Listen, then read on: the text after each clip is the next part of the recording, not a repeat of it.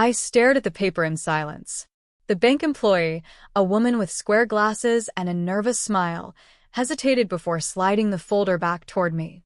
"This loan was approved under your name, Miss Carter. Is there someone else who might have had access to your social security number?" The room spun. Outside, the summer sun poured through the tall glass windows of the branch office. It should have been a normal Tuesday. Grocery run. Stop for coffee. Pay the electric bill. Not this. I whispered his name before I could stop myself. Derek. My older brother. The golden child. The one who always landed on his feet, no matter who he stepped on to stay standing. I didn't scream. I didn't cry. I just sat there, hands folded, like my entire identity hadn't just been hijacked by the person I once trusted most. My name is Alyssa Carter, and for most of my life, I was known as Derek's little sister, not Alyssa, not me. Just the afterthought to someone else's spotlight. I'm 27 now.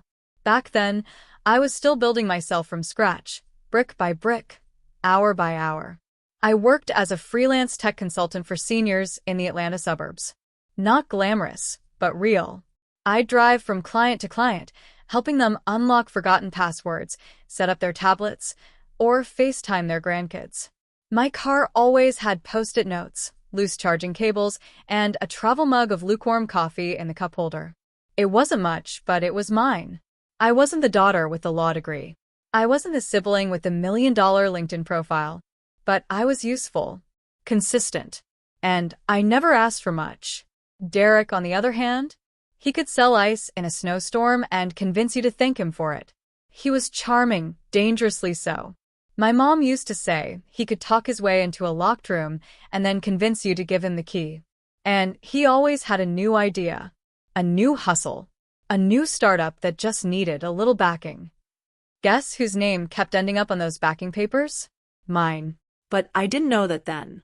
Not when I was running errands and wondering why my credit card kept declining over gas station sandwiches.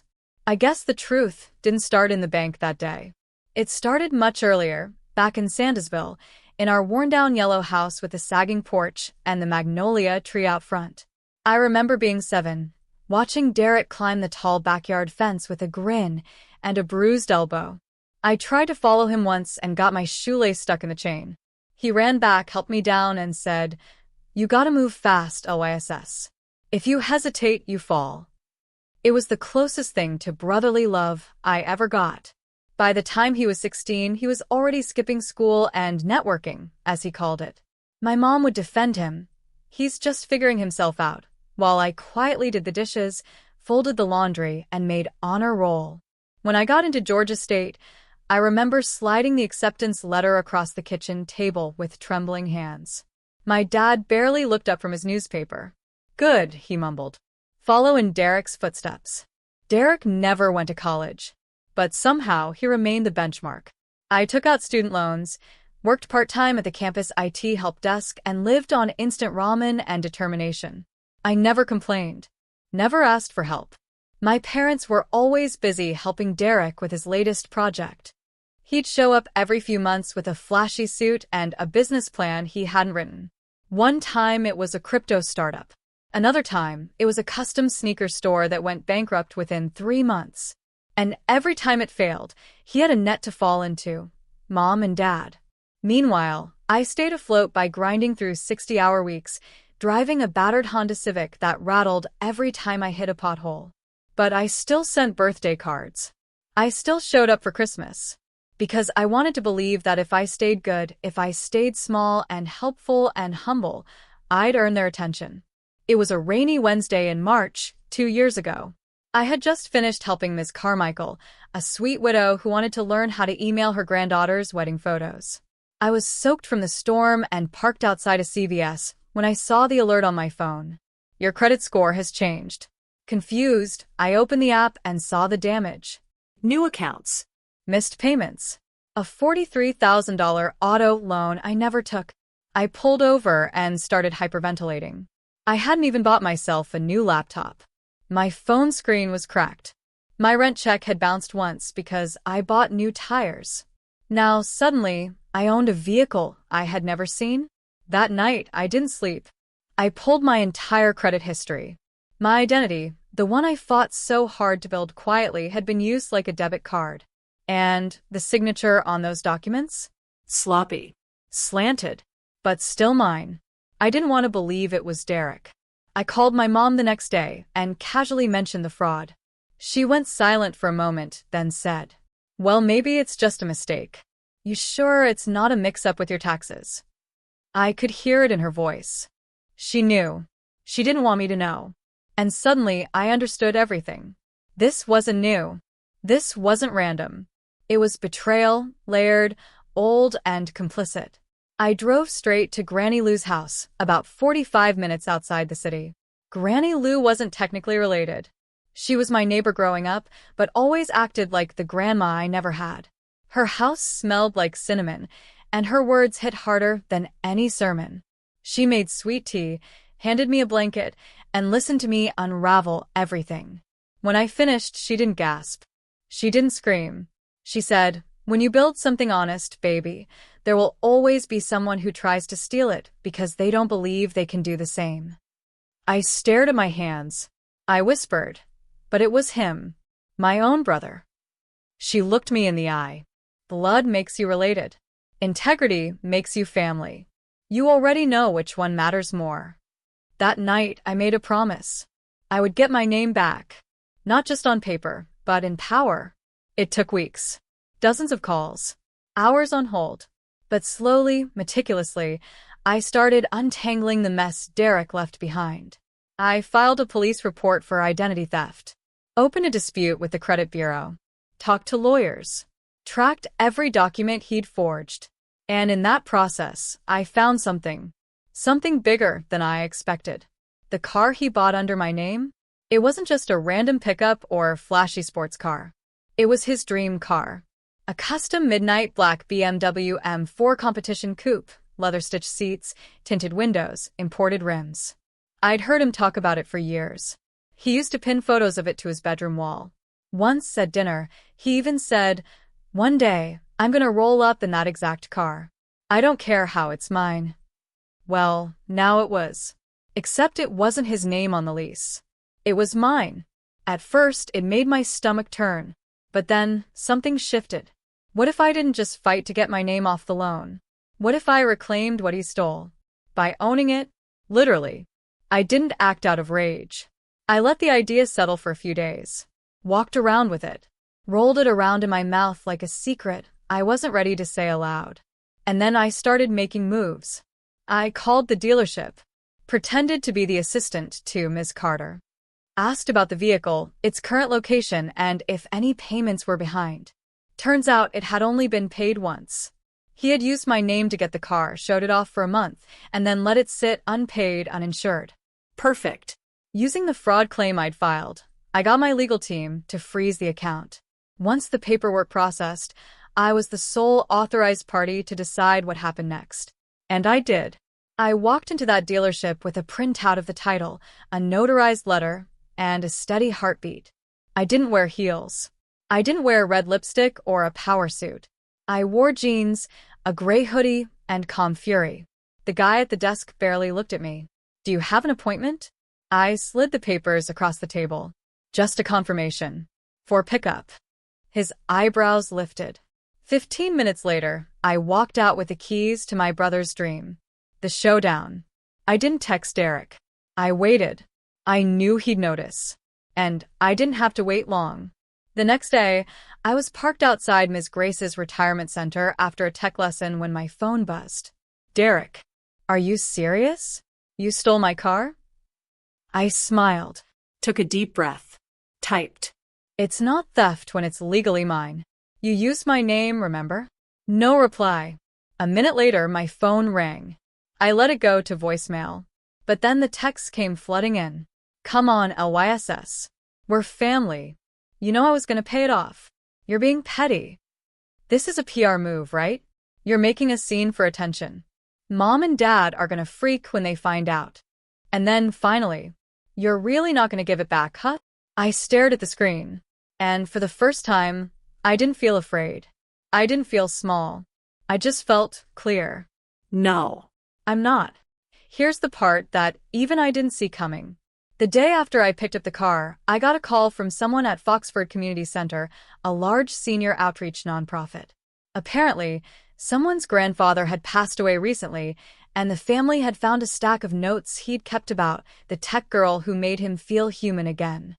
They asked me if I would consider doing a group tech literacy workshop. And they'd pay. It was more than I'd made in any month prior. I said yes. And in the parking lot of that center, when I stepped out of that car, heads turned. Not because of vanity, but because the moment felt like a. For years, Derek had built his image on borrowed status. He took up space he didn't earn. And now, for the first time, I arrived in the vehicle he dreamed of, with a name he used to fake, now fully reclaimed. A week later, he showed up at our parents' house while I was there dropping off groceries. He came out to the driveway and saw me loading a few things into the BMW. He froze. Is this a joke? I looked over my shoulder. No joke. Just justice. He scoffed. You always think you're better, don't you?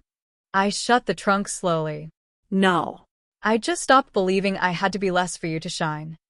He didn't have a comeback. Just stood there, hands twitching like he was trying to summon some version of himself that might talk me down. But it didn't work this time, because the keys were in my hand now, and I wasn't giving them back. It wasn't just about a car. It was about control. And the moment I took that control back, he came unhinged. A few days after the driveway standoff, I got a call from my mom. Not a warm one. More like a lukewarm check-in, wrapped in awkward pauses and heavy sighs. Hey, so, your brother's been upset, she said, stirring something in the background. I already knew where this was going. He told us what happened, that you took the car he was paying off. I clenched my jaw. Mom. He used my identity to lease it in my name. That's fraud. She hesitated. Well, maybe he just didn't realize the impact. You know how impulsive he can be. There it was. The oldest family trick in the book. Minimize his choices, amplify my reaction. I wanted to yell, but I didn't. I just asked, if I had stolen his identity and bought a house in his name, would you still be this understanding? Silence. Then she whispered, you don't have to be cruel about it. Cruel. For reclaiming what was mine. I ended the call. The following weekend, my parents invited me to dinner. I should have known it was a trap. The moment I walked into the living room, Derek was already there, arms crossed like some courtroom victim. Mom had cooked. Dad was seated quietly, half checked out like always. It wasn't dinner. It was an intervention. My mother didn't even wait for the salad. Can we just talk calmly as a family? I sat across from Derek, looked him dead in the eyes. He looked away first. What is it you want me to say? I asked. That you were hurt? That I should have just let you keep the car you fraudulently bought? My dad cleared his throat. I think what your mother's trying to say is, maybe there's a better way to handle this. I laughed, softly. The better way would have been not stealing my identity. Derek finally spoke up. I didn't steal. I borrowed. Without telling me. Without consent. Without repaying a single dollar. He leaned forward. You were doing fine. Your business is booming. You've got your apartment, your office, your clients. I was drowning, LYSS. I blinked. And you decided my credit score should drown with you? His lips tightened. You're making me the villain. You did that yourself. And then came the manipulation. Don't you remember when we were kids? He said. I always protected you at school. I'd fight anyone who messed with you. I nodded slowly. And then you grew up and turned into the person I needed protection from. Mom jumped in again. Can we stop fighting? Please. Derek's not perfect, but he's your brother. Exactly. And I spent years covering for him. Years absorbing the blame, cleaning up the messes, watching you two excuse him over and over again. I looked at my dad. Do you even know what I do now? He blinked. You help old folks with computers? I smiled. I run a tech literacy nonprofit with over 800 active members. I have 2 employees. I've spoken at conferences. I've helped dozens of seniors reconnect with their families. My voice was steady. And no one in this room knows that. The silence after that said more than any reply ever could. Just when I was about to grab my coat and leave, someone unexpected spoke up. Jasmine, Derek's wife. She'd been sitting quietly in the corner, phone in her lap, not saying a word. Until now. I knew something was off, she said. We all turned to her. When he suddenly had that car, and the lease paperwork kept going to a locked drawer in his office. I asked him about it. He said a friend helped him. She looked at Derek. You lied to me. Again. He looked caught, like a boy with crumbs on his mouth swearing he didn't eat the cookie. Jasmine stood up. Her voice didn't shake. You told me she was exaggerating. That she made a fuss over nothing. But you stole her identity, Derek. That's not a mistake.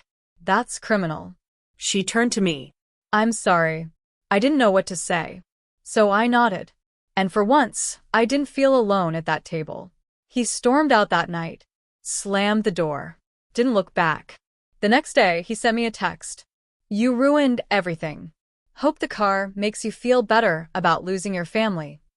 I didn't reply. I didn't need to. I already knew the truth. I didn't lose my family. I just stopped letting them shrink me to keep the peace. Jasmine reached out a few days later. She asked to meet for coffee. I'm filing for separation, she said. Not just because of the car, but because I finally saw what he does to people. How he makes me feel small when he wants to feel big. We sat in silence for a moment. Then she smiled a little. You reminded me that staying quiet isn't noble. It's just slow erosion. That conversation was the beginning of something, not just between us, but within me.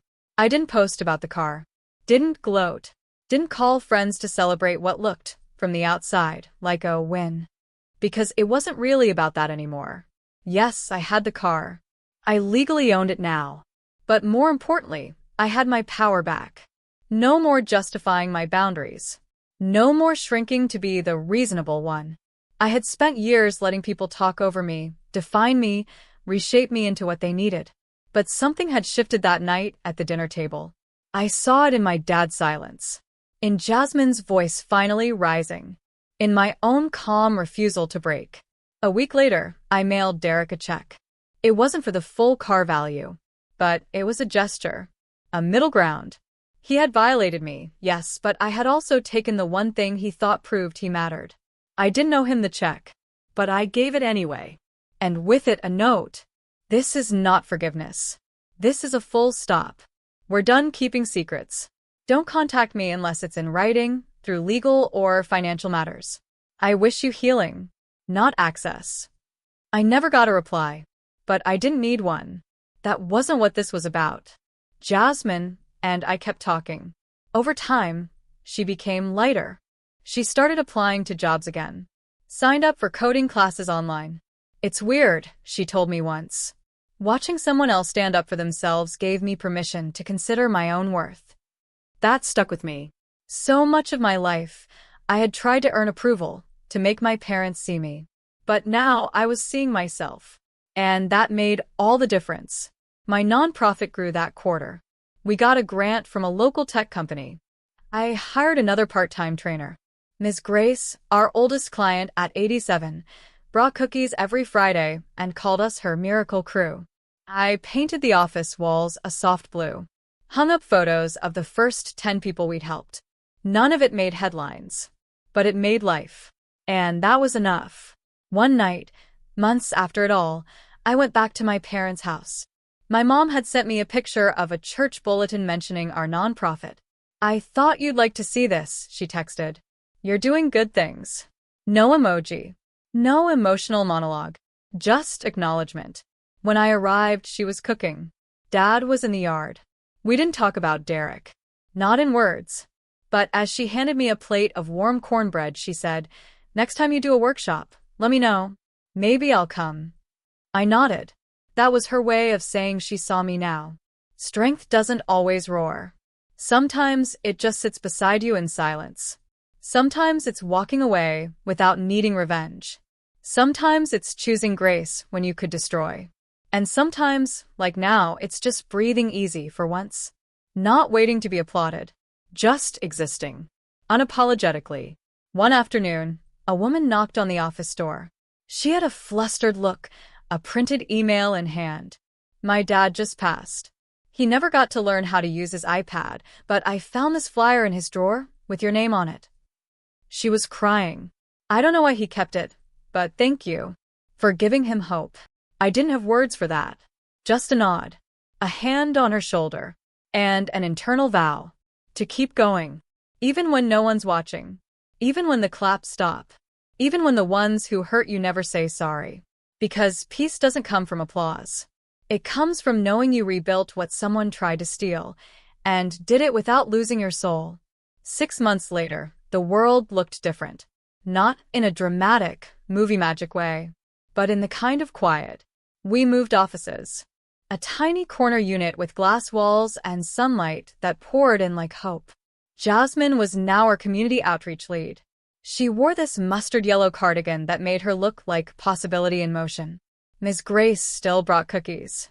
Now she was training other seniors, a full-circle moment we all cherished. The walls were no longer bare.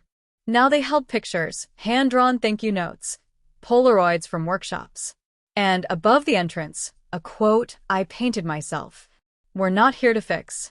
We're here to empower. Because that's what the whole journey had become. Not about revenge. Not about one-upping my brother. Not about proving I was worthy. But about remembering I always had been. I still had the car. But I didn't drive it much. It sat parked outside my modest apartment building, still polished, still perfect. People would ask about it sometimes. I'd just smile and say, long story. And it was. But the best part of that story? It wasn't the engine. Or the luxury. Or the fact that it once belonged to someone who tried to steal my name. The best part was that I didn't need it to feel like I'd won. I already had. One night, while sorting workshop supplies, my phone buzzed. Unknown number. The message said, "Hey, I heard from Mom you're doing tech training. That's cool. I've been thinking a lot about what I did, about you. Just wanted to say, if you ever want to talk, I'm here." It was from Derek. I stared at it for a long while. I didn't reply. Not because I was angry, but because sometimes healing means not reopening doors that nearly destroyed you. Instead, I opened a message from Jasmine. Gran approved. We're going statewide next year. I smiled. That was the message I needed. One Sunday morning, I visited the library. Same bench. Same light filtering through the tall windows. And that same kind woman was there, shelving books. She noticed me and waved. "I remember you," she said. "You told me I wasn't invisible." She blinked. Smiled. "Sounds like something I'd say," she said. "But honestly, you never were." I nodded. And this time, I believed it. Legacy in motion. Today, we train hundreds of seniors across the state. We're piloting programs in low-income neighborhoods. We're writing grants, not just for growth, but for dignity. Because every person we help reminds me of what I almost lost. Myself. And what I rebuilt, not in spite of betrayal, but because of it. A letter I kept. I still carry my mom's handwritten note in my backpack. Not for validation anymore, but as a symbol of change, of quiet healing, of what happens when we choose peace over performance. It's faded now, the ink smudged from time and fingertips. But I keep it, not because I need her to say it again, but because it reminds me that sometimes people do notice, even if they don't say it right away. The final thought. If you're still listening, if you're still here, then maybe this wasn't just my story. Maybe it's ours. For every woman who's had her identity dismissed. For every person told they were too quiet, too soft, or too much. For everyone building something beautiful while the world looks away. Let this be your sign. You're not late. You're not lost. You're not less. You're just walking a path no one else was brave enough to take. And that's a kind of genius all its own. Thank you for listening, for being part of this space. Stick around. We're just getting started.